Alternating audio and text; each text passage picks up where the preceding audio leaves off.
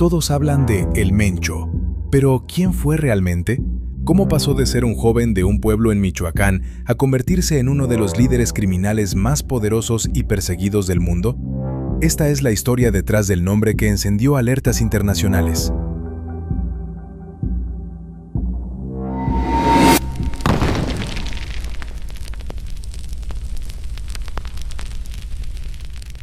En las montañas áridas de Aguililla, Michoacán, en 1966, nació un niño llamado Nemesio Oseguera Cervantes.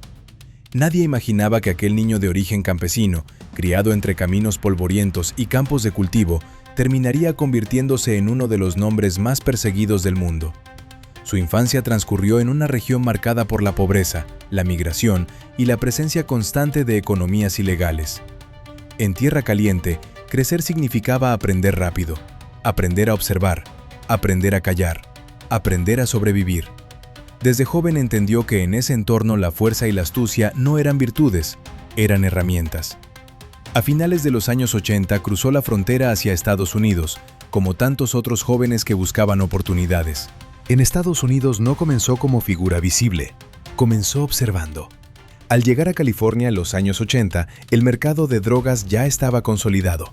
Las calles funcionaban bajo reglas no escritas, jerarquías pequeñas, distribución fragmentada y flujo constante de efectivo.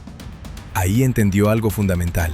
La verdadera fuerza no estaba solo en producir droga en México, sino en controlar la última milla, la venta directa. Su participación, según documentos judiciales, fue a nivel operativo.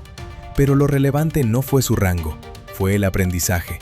Vio cómo se dividían territorios urbanos, cómo operaban las células pequeñas para evitar grandes caídas, cómo el dinero se movía rápido y silencioso. Cuando fue arrestado y encarcelado, tuvo contacto con otros operadores, distintas estructuras y nuevas conexiones. La prisión, en ese contexto, funcionó como punto de intercambio de información criminal. Ahí comprendió algo estratégico. El mercado estadounidense no solo era grande, era insaciable. Esa visión, más que cualquier otra cosa, fue lo que se llevó de regreso a México tras su deportación. No volvió con poder, volvió con entendimiento. Y en el narcotráfico, entender el mercado equivale a tener ventaja. En California entró en contacto con el mundo del narcotráfico. Fue arrestado por delitos relacionados con drogas, cumplió condena y terminó deportado a México. Pero aquella etapa no fue solo caída, fue aprendizaje. En prisión conoció redes, rutas y la lógica del mercado estadounidense. Entendió cómo fluía el dinero, cómo se movía la mercancía y dónde estaban las oportunidades. De regreso en México, su historia tomó un giro inesperado. Antes de convertirse en uno de los hombres más buscados del planeta, habría vestido uniforme. Diversos reportes señalan que trabajó como policía municipal en Tomatlán, Jalisco. Desde dentro conoció protocolos, tiempos de respuesta y estructuras de mando. Observó cómo operaban las corporaciones, cómo reaccionaban ante amenazas y, según analistas, dónde estaban sus vulnerabilidades. Años después, ese conocimiento sería decisivo. Tras dejar la corporación, se integró al Cártel del Milenio.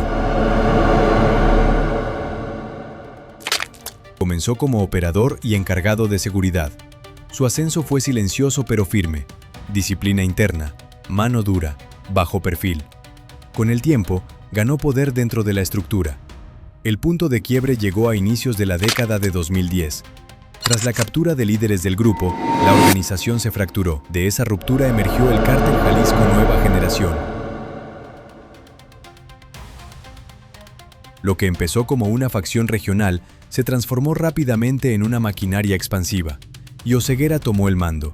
El CJNG apostó por una estrategia distinta: confrontación directa, despliegues armados públicos y mensajes audiovisuales que buscaban enviar una señal clara. Había un nuevo actor en el tablero criminal. En 2015, durante un operativo federal en Jalisco, un helicóptero militar fue derribado. El hecho marcó un antes y un después. El nombre de su líder dejó de ser regional y pasó a encabezar prioridades nacionales e internacionales.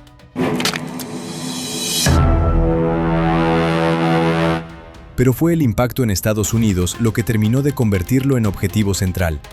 Bajo su dirección, el CJNG consolidó la producción masiva de metanfetamina y posteriormente se posicionó como uno de los principales actores en el tráfico de fentanilo hacia territorio estadounidense. Las autoridades norteamericanas lo señalaron como uno de los responsables del flujo constante de drogas sintéticas que alimentaban una creciente crisis de sobredosis en su país. No se trataba solo de narcotráfico, se trataba de miles de muertes por opioides cada año. Se trataba de una red capaz de producir, distribuir y lavar millones de dólares con alcance transnacional. Por eso agencias federales estadounidenses lo acusaron formalmente por conspiración para distribuir drogas a gran escala y ofrecieron recompensas multimillonarias por información que llevara a su captura. Su nombre pasó a figurar entre los objetivos prioritarios de seguridad internacional. Su estructura descentralizada, su bajo perfil público y su capacidad para evadir operativos reforzaron su reputación como uno de los fugitivos más escurridizos y peligrosos del crimen organizado contemporáneo. Así, el niño que creció entre montañas y caminos de tierra terminó encabezando una organización con impacto global. Una historia que no solo habla de ambición y violencia, sino de cómo el conocimiento del sistema, desde dentro y desde fuera, puede convertirse en arma. Fue un hombre que cruzó fronteras, un hombre que aprendió el sistema desde dentro y lo desafió desde fuera. Construyó una organización con alcance internacional. Fue buscado, perseguido y señalado como una amenaza global. Y aunque su figura marcó una etapa violenta del crimen organizado, su historia deja una pregunta inevitable. ¿Cómo un niño nacido en la sierra terminó convertido en uno de los objetivos más importantes de seguridad internacional?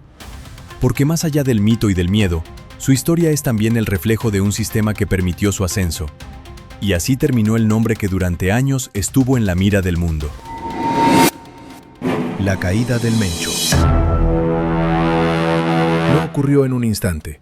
Fue una cuenta regresiva silenciosa.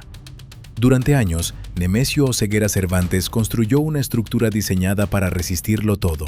Operativos, traiciones, inteligencia internacional. Se movía constantemente, cambiaba rutas, fragmentaba órdenes. Nunca permanecía demasiado tiempo en el mismo lugar. Pero incluso los sistemas más herméticos dejan patrones. En las últimas 72 horas, todavía se desplazaba con seguridad. Convencido de que su movilidad era su escudo, ordenó nuevos traslados, reforzó escoltas, ajustó rutas a última hora. Lo que no sabía era que cada movimiento comenzaba a encajar en un mapa más grande. 48 horas antes, el cerco se estrechaba. 36 horas antes, sus cambios de ruta ya no sorprendían. 24 horas antes, los monitoreos confirmaban hábitos repetidos. 12 horas antes, las unidades estaban posicionadas. 6 horas antes, aún creía tener el control. Cuando intentó reaccionar, el operativo ya estaba en marcha. La caída del Mencho no fue producto del azar. Fue el resultado de inteligencia acumulada, coordinación internacional y un seguimiento paciente. Así terminan las fugas más largas, no con ruido, sino con precisión.